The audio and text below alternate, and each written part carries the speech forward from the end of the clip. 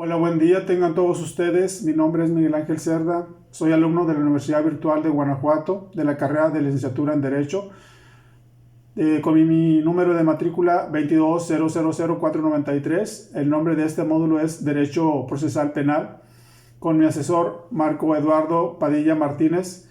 El reto es el número 1, que se titula ¿Cuáles fueron los antecedentes latinoamericanos de la forma constitucional mexicana?, con fecha de elaboración del día 12 de enero del 2024. Para realizar este reto se toma de la lectura del texto del título Revolución del proceso penal latinoamericano, difusión de ideas legales desde la periferia, por el autor Máximo Langer. A continuación daré respuesta a 3 preguntas con respecto a este tema.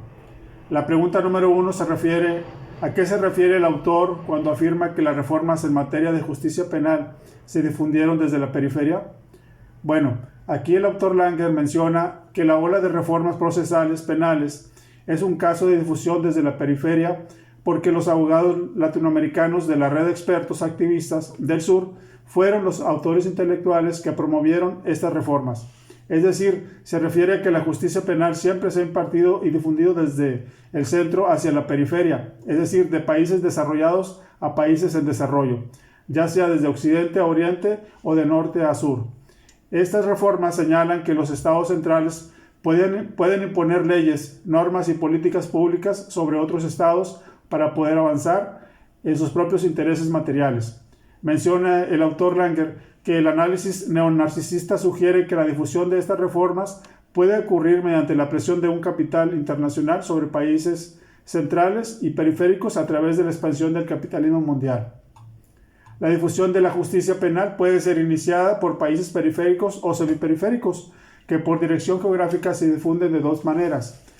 Una es desde una difusión horizontal o semi-horizontal desde la periferia, en donde aquí el autor menciona que en países periféricos o en desarrollo puede propiciar justicia penal hacia otros países periféricos.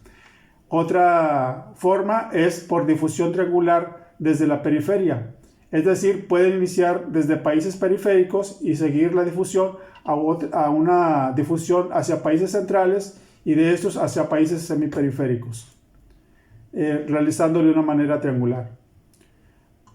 Bien, la segunda pregunta. ¿Qué distingue a los códigos inquisitivos y a los códigos acusatorios en Latinoamérica?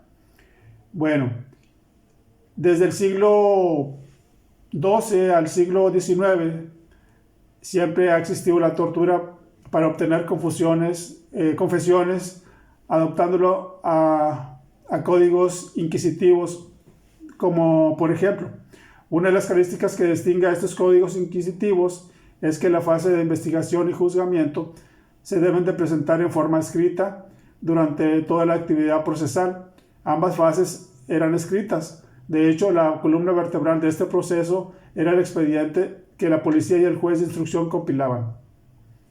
Otro punto es que el juez estaba a cargo de la fase de investigación preliminar. La investigación preliminar era de naturaleza muy inquisitiva, era secreta para el imputado y para su abogado, al menos hasta cierto momento predeterminado, y los derechos del imputado eran muy limitados durante esta fase.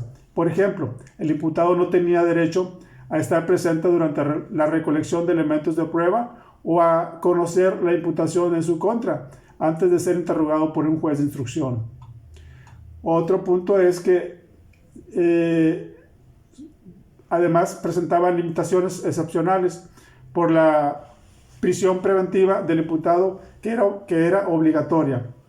Tampoco había discrecionalidad fiscal, lo cual significaba que en teoría cada vez que el policía o el juez sabían sobre un posible delito debían iniciar el proceso penal sin poder considerar la gravedad del delito o las características del imputado. La otra fase es el juzgamiento.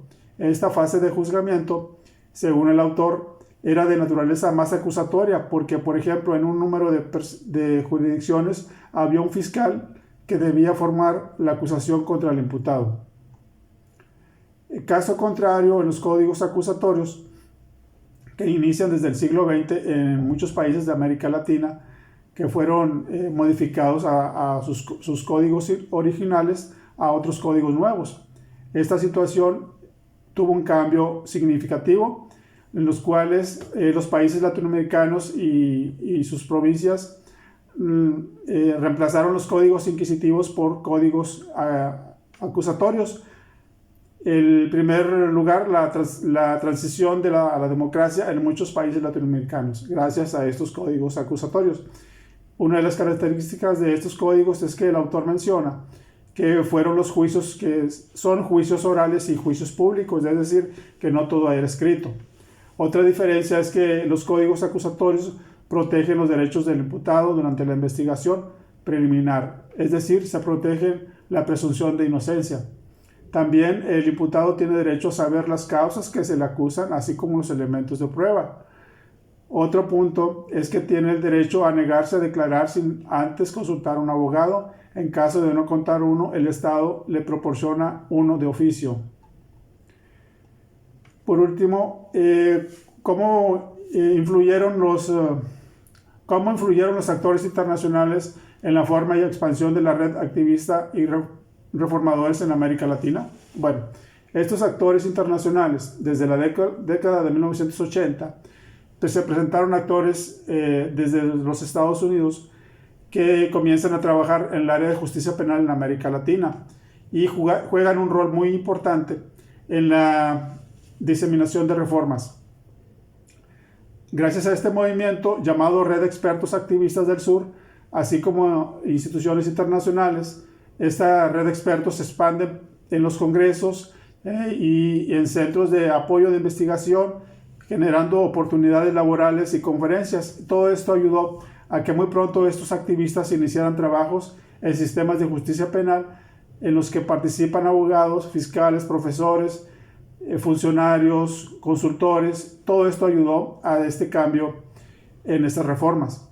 De esta forma, esta red de activistas promueven los códigos acusatorios como una solución más eficaz para resolver un problema en un debido proceso.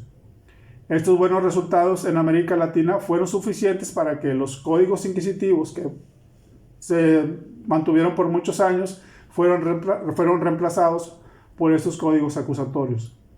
Cabe mencionar que dentro de estos movimientos, estos actores, se encuentran uno de los más importantes, como podemos mencionar a Alberto Bender, a Julian Mailer, también se menciona a Jorge Obando, Mauricio Dus y Rogelio Pérez Perdomo. Estos actores fueron muy importantes en este movimiento.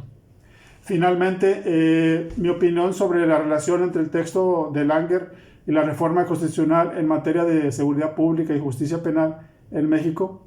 Mi opinión de esta relación es que yo pienso que gracias a que este movimiento de los actores que tuvieron y a esta red de activistas y reformadores en América Latina, como se menciona por el autor Máximo Langer, proporcionaron realizar cambios en las reformas constitucionales en México, porque, por ejemplo, desde el 18 de junio del 2008 se presentan reformas en los artículos desde el 16 al 23, así como el 115 y el 123. Todo esto cambió, toda esta modificación fue buena para el sistema penal acusatorio en México, porque se crearon los mecanismos para solucionar problemas de controversias y la ejecución de sanciones penales, entre otras reformas.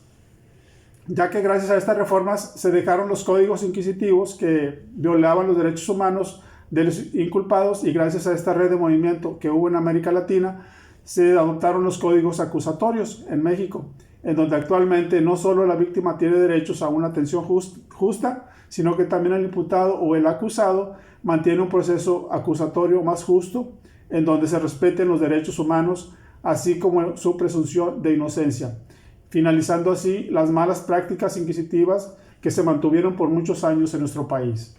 Por su atención, muchas gracias.